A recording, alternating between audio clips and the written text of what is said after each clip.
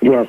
Well, you see, the way the company was set up in those days was indeed Radio Netherlands was the overall organization, and then there were the separate language sections: Dutch, English, Spanish, etc., etc., etc. And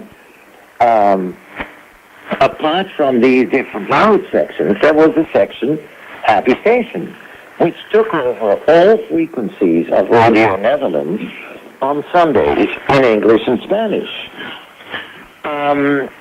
We definitely were not part of the English or the Spanish section because, as probably most of your listeners at this moment know, I did not just do Happy Station, but I also did La Estación de la Alegría every Sunday in Spanish.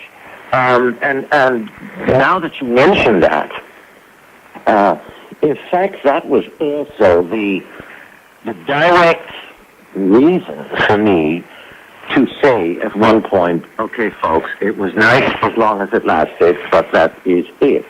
Of course, every company, every enterprise sometimes has to go through reorganizations.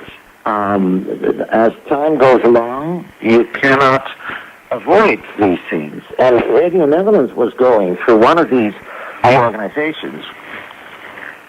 And that meant that my position as head of that section, apart from being the presenter and the producer and the director, because, you know, I was a sort of Elizabethan Jose Ferrer, you know. I did everything. And when they told me, we are going to reorganize, and you will be put under the wings of, I said, now wait a minute, folks. What happens to my official function? Officially, it says in my job description that I am the head of the section Happy Station. And they said, no, you are not. Well, I won't go into the gory details because it's so long ago, but I secured the original job description form that I had received from the management. I could prove that, yes, indeed, I was the head of that section. And then all kinds of things happened where, you know, I wasn't going there anymore as happily as I used to. And when I came home, I wasn't as happy as I used to. So I said, all right, that's it. And that's the reason to go. Yesterday, I contacted a mutual friend of ours, and he said that I should send you his email again because he lost yours. He cannot listen right now because none of our frequencies are reaching the Caribbean. His name is Manolo de la Rosa at Radio Havana, Cuba. And he has, Tom, in his collection at home, he has copies still of another show that you did in Spanish called Musicalmente Suyo that we're airing on a radio station in Havana. Anyway, he told me to say hello to you. Thank you. But he's not listening, is he? No, he's probably going to hear the file after the program goes out. Okay. So you can still say something to him. Yeah, en este caso, Manolo, me doy cuenta que no estás escuchando esta transmisión en directo, pero sí en el futuro, de otra manera. Muchos saludos de Holanda por medio de Taiwán hacia Cuba. Y esa es la belleza de la onda corta, que digamos que el mundo es mucho más pequeño gracias a la radio. Okay, you can continue now. All right. You know, there was also something else that is quite amazing, because we talked about this over the last few weeks. Management, of course, in radio stations has changed dramatically. Most people that are managers in stations are not radio people. They're government appointees. When this transition started happening at Radio Netherlands, and that's what you see in place now, what was it like for you to see these people who didn't know anything about radio but came from management schools? You told me this funny story about this guy who was asking, how did the technician know when to play the music? Yeah.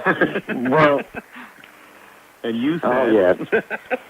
Yeah, well, the funny thing, I think, okay, it doesn't really matter who they were, but quite a number, I would say about 15 or 20 people from The Hague who were training to be ambassadors and other diplomatic servants.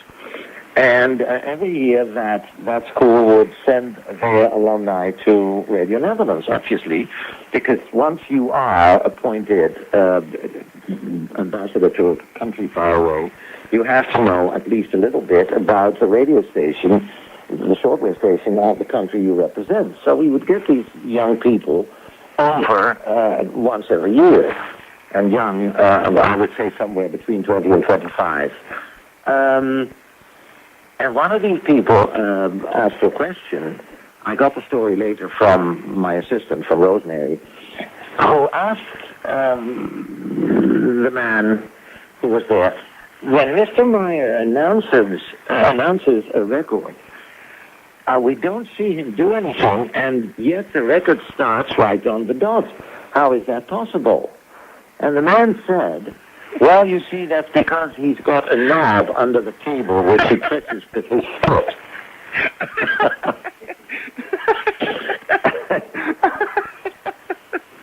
And so both my assistant and the engineer almost wet themselves laughing. Because obviously that's not the case.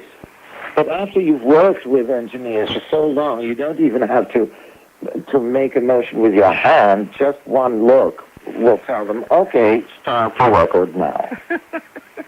Hello, listeners of PCJ Media, broadcasting to you from Taipei, Taiwan.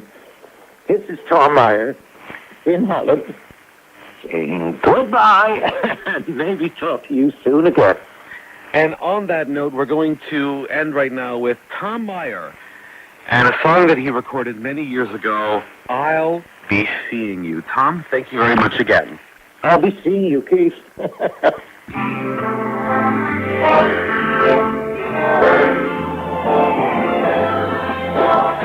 I'll be seeing you in all the old familiar places.